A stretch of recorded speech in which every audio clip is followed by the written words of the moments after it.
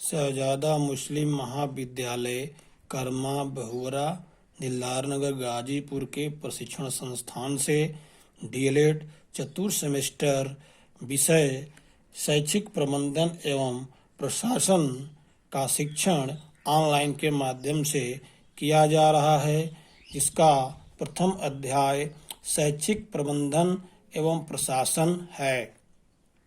शैक्षिक प्रबंधन एवं प्रशासन।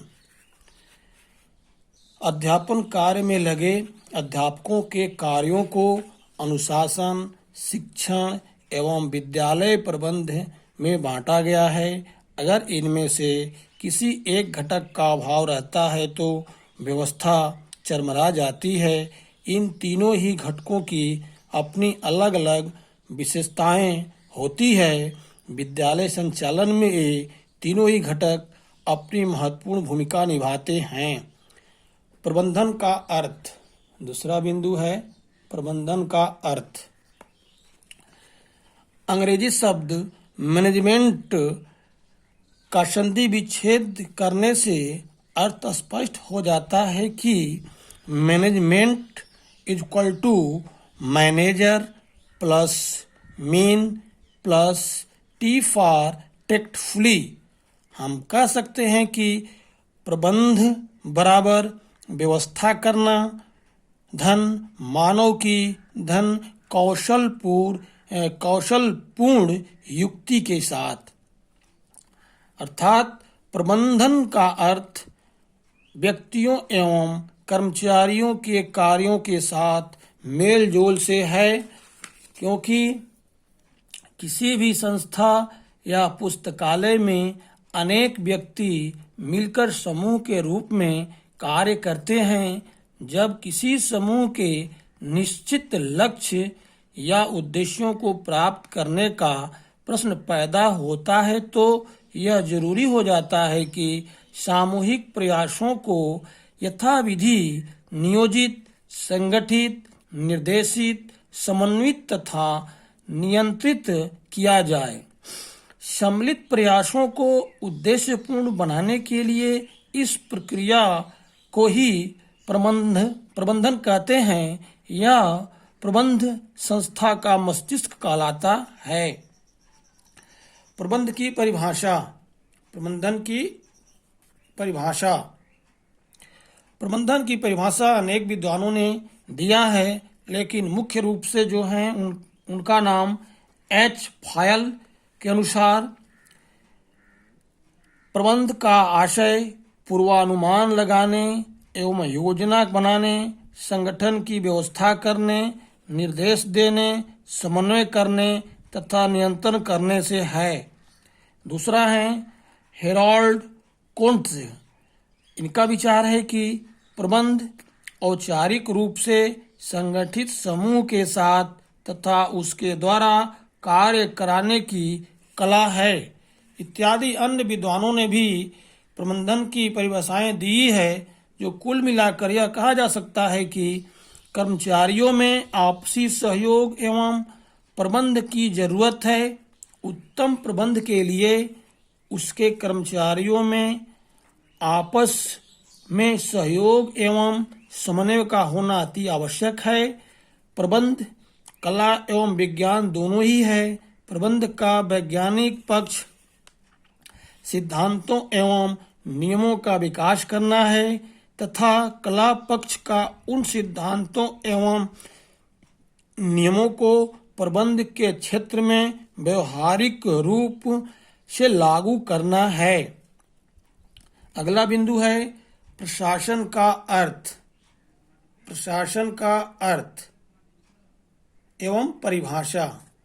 प्रशासन का अर्थ एवं परिभाषा।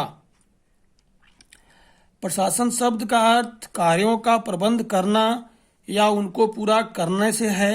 किसी संस्था अथवा पुस्तकालय में प्रशासन से तात्पर्य उसके सफल संचालन से होता है।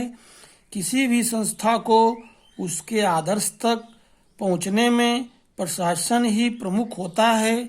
इसलिए प्रशासन जिस स्तर का होता है, उसी प्रकार का संस्था उतनी ही ज़्यादा निपुणता से कार्य करती है। किसी संस्था में प्रशासन से अभिप्राय उन कार्यों से होता है जिन्हें संस्था में विभिन्न क्रियाकलापों की भली भांति और मितव्ययितापूर्ण ढंग से संपन्न करने हेतु किया जाता है। प्रशासन संस्था में कार्यरत प्रत्येक व्यक्ति द्वारा किए गए कार्यों का निष्पादन करता है और उन्हें सही दिशा में कार्य करने के लिए निर्देशित करता है। प्रशासन का कार्य संस्था के लिए नीतियों का निर्माण करना तथा उनको नियोजित करना होता है। अगला बिंदु है प्रशासन एवं प्रबंधन में संबंध। प्रशासन एवं प्रबंधन में संबंध। कुछ विद्वानों का विचार है या मानना है कि प्रशासन एवं प्रबंधन एक दूसरे से अलग अलग है। कुछ विद्वानों का मानना है कि यह दोनों एक प्रकार का है। जैसे कुछ विद्वान इनको अलग अलग मानते हैं। जैसे भिन्न भिन्न विद्वानों के मतानुसार विभिन्न प्रकार की भ्रांतियां प्रचलित है। प्रशासन व संबंध को कुछ विद्वानों ने जहां एक दूसरे को विपरीत अर्थ वाला बताया है, वहीं कुछ विद्वानों ने उसे एक दूसरे का पर्यायवाची शब्द के रूप में इस्तेमाल किया है। अगला बिंदु है लोकतांत्रिक भारत में स्कूल संगठन के सिद्धांत। लोकतांत्रिक भारत में स्कूल संगठन के सिद्धांत हमारे लोकतंत्र की परिस्थितियों और आवश्यकताओं के अनुकूल स्कूल संगठन के सिद्धांत बनाए गए हैं, जिसमें स्कूल संगठन इस प्रकार किया जाना चाहिए जिससे शक्ति, समय और धन का दुरुपयोग न हो। बालकों के लिए ऐसा परिवेश बनाया जाए जिससे उनका सर्वांगीण विकास हो सके। स्कूल संगठन द्वारा मानवीय संसाधनों तथा भौतिक संसाधनों का अधिक से अधिक समन्वय हो ताकि इनका सदुपयोग हो सके। स्कूल संगठन बाल केंद्रित होने के साथ साथ समाज केंद्रित भी होना चाहिए, क्योंकि स्कूल की स्थापना समाज के द्वारा ही की जाती है। स्कूल को लघु समाज भी कहते हैं। बालकों के विकास के साथ साथ समाज की प्रगति भी नितांत आवश्यक है। स्कूल में देश के भावी नागरिक और देश के कर्णधारों का निर्माण होता है। जैसे प्रसिद्ध शिक्षा शास्त्री हुमायूं कबीर का मानना है कि विद्यालयों में राष्ट्र का निर्माण किया जाता है। लोकतांत्रिक प्रणाली में सहयोग का सिद्धांत बहुत महत्वपूर्ण होता है, इसलिए स्कूल का संपूर्ण संगठन भी इसी सिद्धांत के अनुसार किया जाए। इस सिद्धांत के चलते स्कूल में प्रधानाध्यापक, शिक्षक, शिष्य, अन्य कर्मचारी, अभिभावक, स्थानीय समाज के सदस्य और शिक्षा अधिकारी सभी मिलकर कार्य कर सकेंगे। इन सबके सहयोग पर ही स्कूल संगठन व प्रबंध की सफलता निर्भर करती है। स्कूल संगठन लोचपूर्ण होना चाहिए ताकि भविष्य में समाज की आवश्यकताओं को ध्यान में रखते हुए उसमें परिवर्तन किया जा सके। स्कूल संगठन एवं प्रबंध की सफलता आपस में सहयोग के सिद्धांत पर बनाए जाने चाहिए। अध्यापक की नियुक्ति और स्कूल में प्रयोग की जाने वाली समस्त सामग्री, शिक्षण विधियां, पाठ्यक्रम सहगामी क्रियाएं, पाठ्य पुस्तकें तथा स्कूल की साज सज्जा विद्यार्थियों और समाज की आवश्यकताओं को ध्यान में रखकर ही किया जाना चाहिए। अगला बिंदु है प्रबंध के प्रमुख आधार। प्रबंध के प्रमुख आधार। प्रबंध के प्रमुख आधार माने गए हैं, जिसमें पहला है प्रबंध एक कला है। प्रबंध एक कला है। प्रबंध एक कला है और प्रबंधक का कार्य है कि वह दूसरे से काम करवाए, वह दूसरों की कार्य निपुणता में ध्यान रखे। इसलिए प्रबंधक का व्यवहार कुशलता की कला में निपुण हो, क्योंकि समूहों का व्यवहार कभी एक जैसा नहीं रहता, वह परिस्थितियों के अनुसार बदलता रहता है। समय पर काम करना। समय पर काम करना। प्रबंध का उद्देश्य कार्य को उचित समय पर पूरा करवाना होता है, क्योंकि आए दिन लापरवाही के कारण एक दिन का काम दूसरे दिन के काम के साथ बोझिल हो जाता है, जो यह व्यवस्था के लिए अच्छी नहीं होती है। अगला बिंदु है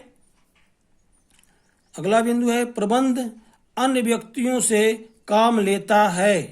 प्रबंध अन्य व्यक्तियों से काम लेता है।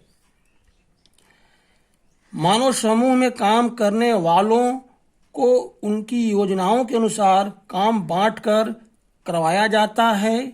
प्रबंधक इन कार्य करने वाले कर्मचारियों के संबंध स्थापित कर उन्हें निर्देशन देता है तथा उन पर नियंत्रण से काम करवाते हैं। प्रबंध व्यक्तियों की कुशलता का अधिकतम बनाता है, जिसमें अगला बिंदु है प्रबंध कार्य के मार्ग में आने वाली बाधा को दूर करना। प्रबंध कार्य के मार्ग में आने वाली बाधा को दूर करना। प्रबंध का कार्य उचित वातावरण में काम करवाना है, जिससे कार्य करने वाले सभी लोग पूरी कुशलता से कार्य करें। इसलिए प्रबंधक कार्य में आने वाली बाधाओं को दूर करता है। अगला बिंदु है प्रबंध का कार्य दूसरे व्यक्तियों के साथ काम करना। प्रबंध का काम स्वयं भी करना है और दूसरों से भी करवाना होता है, जो एक कुशल व्यक्ति के द्वारा ही संचालित किया जा सकता है। अगला वीडियो अगले अध्याय के लिए फिर से प्रस्तुत किए जाएंगे।